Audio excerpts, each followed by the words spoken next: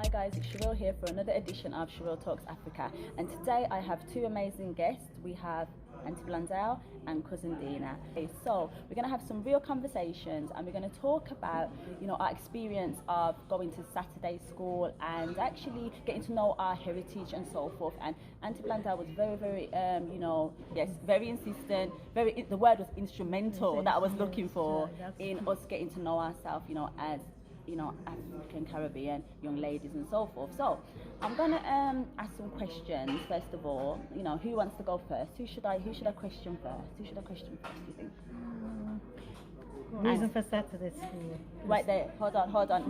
Get it into it quick. Okay. So the reason why you used to take us to Saturday school. The reason for Saturday school was you always little kids, nothing to do, running around. Okay. And we needed to know that our kids were learning in school, because when you came home from school, you never said anything you learned about black people. It was always about the white people. Okay. So Saturday school was set up in order to help black children who we think were struggling, and give them a purpose or somewhere to go, something to look forward to. Learn about it was all about culture at the end of the day, So that's how we first started, really. Okay. So at first, what I remember is 104 Heathfield Road that we used to go to over in Handsworth. The building's still there now, but at that time, when it was first starting, how many people started it, or not like how many people, or was it like a movement, or was it just like one or two people? How did it go? Well, 104 actually was to do with the black people. Say Black Power movement. Okay.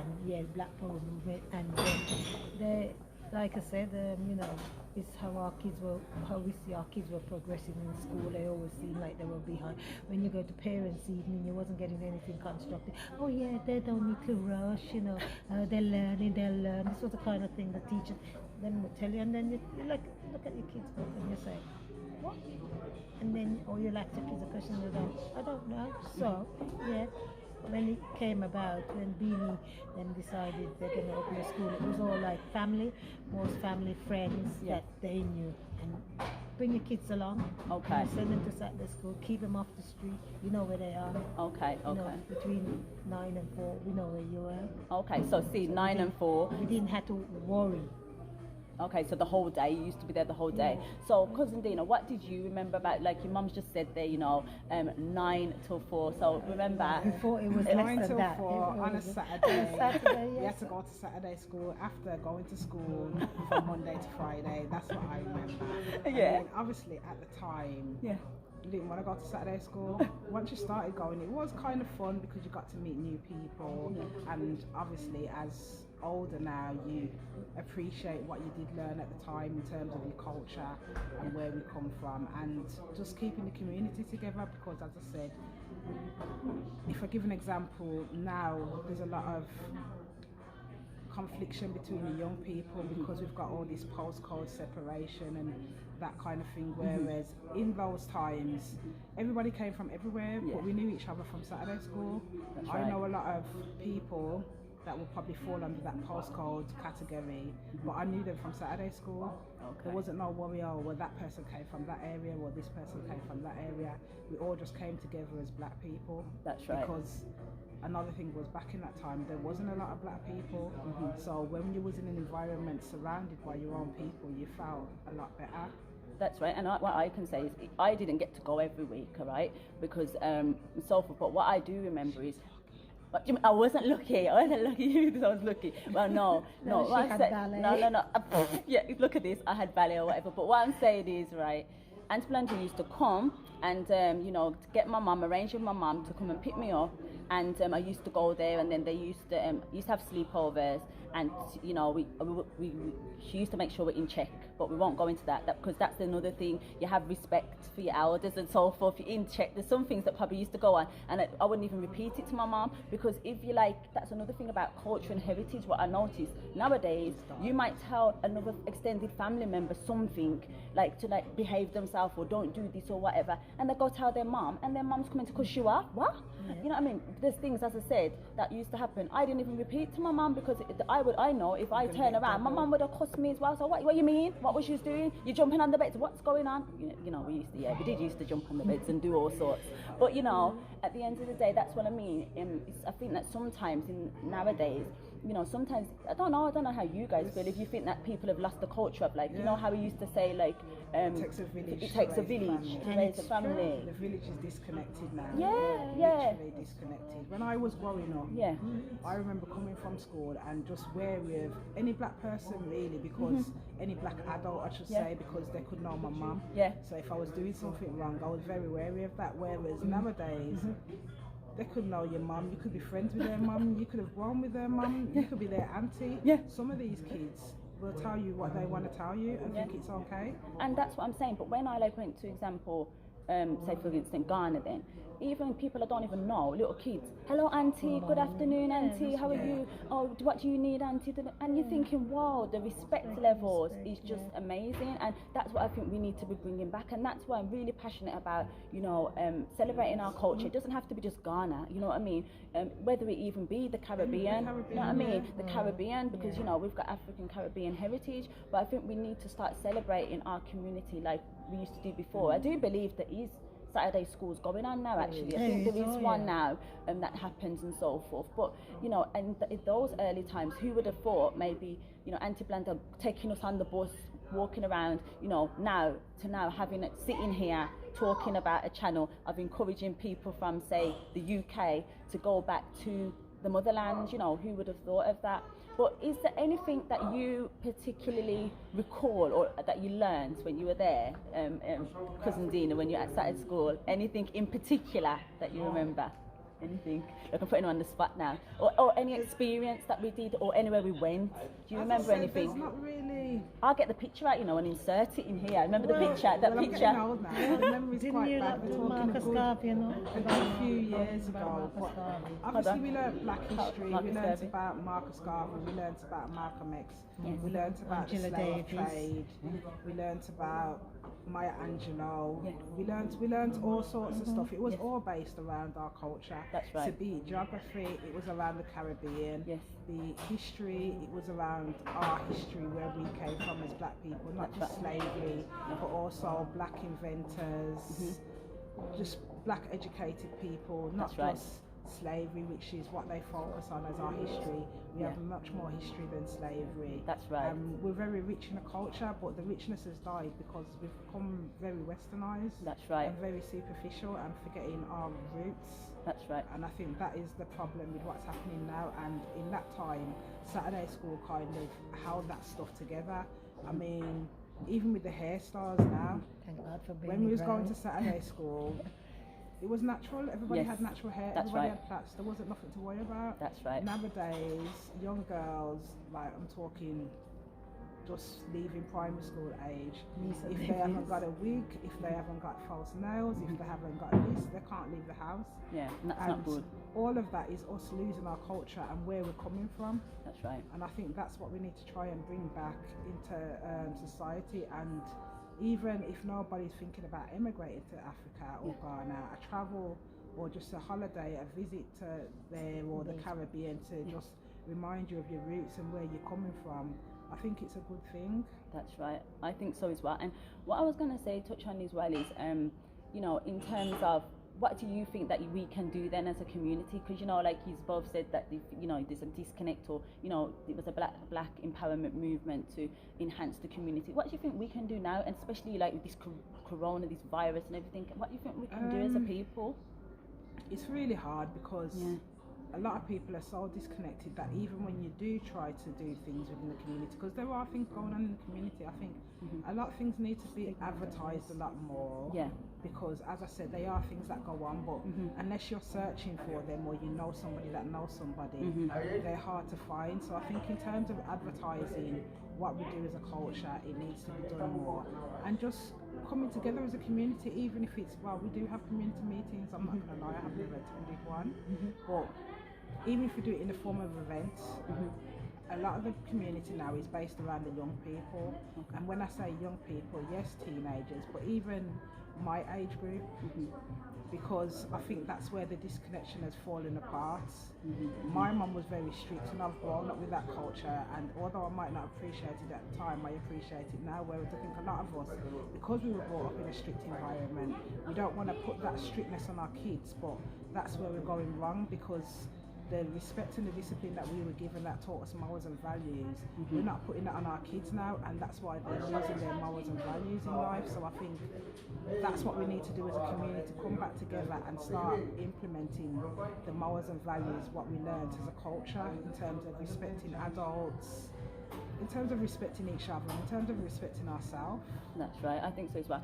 So in terms of yourself, Aunty Blandell, like on a finishing note, what would you say in terms of for us to continue to empower the community, mothers, as Nadina people? just said, it's all about respect. Yeah. From the kids have respect, they will go. But if they don't get the respect, they won't go. They'll fall backwards. Right. And that's what the Circus of School was about. It was all about respecting yourself, knowing where you're coming from, and knowing where you're going. Okay. And that's the most important thing, is to know where you're coming from, where you're going, and respect. Without respect, children won't know where they're going, because if you let a child kiss the teeth at you, We'd never have done that to you. We'd never have done that. It's not it's learned behavior. But yes, it's learned behavior because we as the adult did it, but then we paid for it. Okay. We paid for it. I mean, couldn't kiss my teeth after my grandmother hear her saying do it, so I do it. My mum do it, so I do it. But you get a backhand slap because it was known as rude. I mean, different part of the Caribbean, it's used in different way. In Jamaica, for instance, they would say you swear at them. Cause I can remember one incident I had. I think was it with you at school, and the teacher, and you kiss your teeth. Yeah. And the teacher sort of made a big thing about it, and because she was a black woman, she sort of said you saying to her like F off or something like that. I don't know how to go to school and sort of say, no, where I come from, it is bad, it is just rude. Yeah. But that's all it is. I never heard much. She was just, because she was a teacher, she elaborated on it. She tried to elaborate on it, but her herself should know her own culture. But I never heard my grandmother say you've just actually swore at you. Okay, and what you mean? My mother never said. They just said it's just a habit, and obviously all over the Caribbean or being in Africa, because I've got African friends and they do it, and we look and we laugh sometimes at each other and say, oh God, we're doing it, and it's like to say something's bothering you, but don't let it bother you. Just carry on with it. Okay. So we need to not jump in so quickly when you're being scolded, when our kids is being scolded by another adult, like you said, be it your own family. Yeah, true. Can I also just add in terms of respect, respect needs to go both ways, because I think another issue what we find is that a lot of adults nowadays don't show children respect either. Right. And you can't disrespect a child because they're a child and then expect to get respect back off a child, and I think that's the way a lot of parents are going wrong. I've got friends that when they talk to their kids they swear a lot, and for me it's disgusting. I'm not going to say I've never sworn in front of my child. Obviously when we get mad these things happen, but just general talking or general turning off your child and swearing a lot, it's learnt behaviour, what you are teaching your child. So when they grow and become an adult or a teenager now, that's how they're going to talk back to you, because that's what you've taught them. And I think this is part of the issue where we're going wrong. We need to be showing our kids respect in order for them to understand what respect is and show us back respect. Okay. There's discipline and then there's disrespect. It's two different things. Respect and manners. Yeah, it's true. Because I find the young children today, the under 10s, you say something to them and it's not please and thank you. You look at them and you think. And this is in the UK though, isn't it? But in the Caribbean and in Africa, you don't find that, because they still got the values. And this is why I think Yeah. that a trip back to your roots Yeah. is essential. One thing my mum always did was take us back to the Caribbean, where she's from, Yeah. and it makes a big difference to my life, my outlook on life, and the things that I'm grateful for. And I've done the same with my son, and I think this is what we need to continue within our culture. We become westernized, and we forget where we come from. That's right. And another thing is, just before we end up, is what if I remember correctly, we used to go to Saturday school in the day and so forth. And if I remember correctly, and in the summer. But I'm sure my mum used to go partying at 104 in the night. Well, so we all went partying at 104, It was a Saturday school by day. It was a Saturday school by day and an adult club by night. And not only an adult club by night, it was an adult education too. It's not just children. Yeah. We had lessons for adults. Yeah. Okay, what did they used to teach the adults? The same history. Black studies? Yeah, because obviously Okay. a lot of us as parents back then in the 70s, we still need learning. Okay. And those who were teaching us at the school, obviously they learned from the people before the older before them, for they to become what they became. Oh, excellent. So so look, I learned something today that I did. I didn't realise they did classes for the 70s, 80s, 90s. Actually, was it still going on now? Do you see? Because I know that Bini had a stroke recently, so I know that they have meetings and that there. Do you know what's going on? I know they don't have the parties anymore down there. We had I think it still does. we had African meetings. liberation and all We had that. we had meetings. We had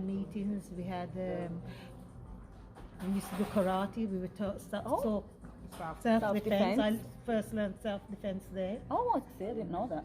See? Yeah. Okay. You learn how to handle yourself, not only in a violent situation, but in a manner situation. Like in a meeting now. You sit down and as you hear people talking, you sort of think after you've come up. That made sense. Okay. You need to when you say to somebody, So you learn off each other, basically. yeah, you need to say, when you say to somebody, well, you can't come here and talk in that way all your life, and they're going to turn and say, no. The answer was no, you can't. You do it. They say, yeah, you can do it. But you have to learn. It wasn't a mistake. It wasn't that we was forgetting our roots, but it was just a way adapting forward to the people you're talking, especially the other color. Okay. So did you because I remember sometimes they used to fundraise and things. Do you remember, did they used to just send things to certain countries? Was it mainly Africa, or was it like Caribbean as well? Did you do the fundraising for? We sent things to the Africa and the Caribbean. Okay. I think, quite a lot of things went to Africa, Jamaica. Okay. That group was sent. We also had have people from the West Indies, like St. Kitts and Montserrat and them places. They sent things back to their people. Okay. And not only that, we also used to run community for black people at Palm Park was another thing. And another thing about how black people entertainment came along, the Carnival. Oh, the Carnival. That originally came from Sparkbrook. Okay, really? So Yeah, that's my what it friend was. Betty Mum was the first person to start that. So that was our culture, what she started.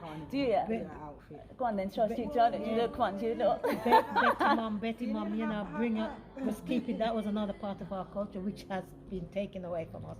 Okay, I know, because it used to be taken away and Carnival, gone. In the last 10 years, is not what Carnival it's not what it is. I mean, it's true. I remember Handsworth Park days. Oh in my the gosh! tents, and I should be at Smalley home. Palm Park was the first thing, then Smalley. No, we're talking about then Handsworth we went to Park. Handsworth. Then Handsworth. Oh, so that's what it was. Yeah, love injection. Listen to this. I'm supposed to be home by 9, but And just you take lot- the beating when we get to you. Then we're there. You lot came about, Oh, for those of them who went to bedroom window, I can't say. Bedroom window. I couldn't do that. I couldn't would jump that high. No, me. But I remember Carnival as well, and you used to always say, what are you gonna wear? What outfit are you gonna do? Who's coming Carnival? And you used to see everybody at Carnival, all your family members. Remember the days when it was safe to have a little dance with a boy in a tent, and then It is. you can go home and nobody ain't harassing you. There's no fight. There's no nothing. Everybody had a Even nice know vibe. his name, but it was all above board. Yeah, and nice vibe. And Nowadays, you don't know what's going on, but that's what I mean. That was a nice vibe. And do you remember people used to have the sugar cane, and they used to be selling all the Everything. the a different cultural We came stuff. together. Yeah, We came together as one. Exactly, and that's what we need to do, come together as one. But just as we finishing, I've just seen there my cousin's got these nice earrings, because what have you got on the earrings there? They say black educated woman.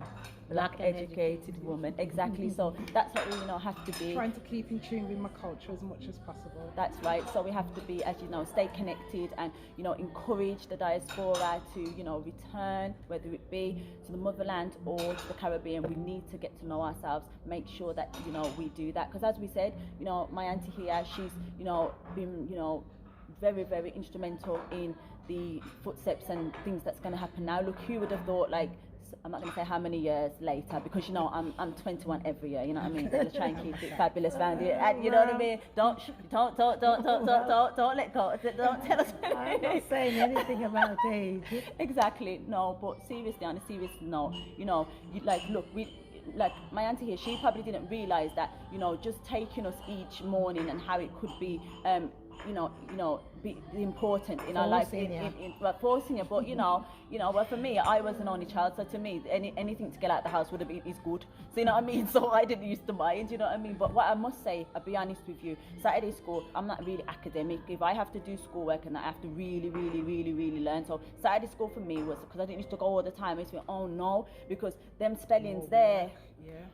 Well, it's history stuff, and if you don't know it, school. you don't know the stuff, the lady's going to put you on the spot and tell you why you don't know it. And then when I come home, my mum's going to look at the sheet of paper, so how come you've got this wrong? How come you've got that wrong? I'm thinking, oh gosh, But what I'm going to say is, I did remember that sometimes they used to like empower us and say, about, like, I remember BP petrol station, and the lady used to talk about the oppression in relation to our people and so forth, and the oil, and how black people were treated and so forth. So what I'm just trying to say to you is, it's important to plant the seed, with the children. You don't know how small the seed might be and how that can carry us forward and so forth. So have you guys got any anything you want to add before we go, and in relation to you didn't just get up out your bed Saturday morning and go Saturday school. You used to do activity as well. You went to do sports. Yes, we did. You did, what was it?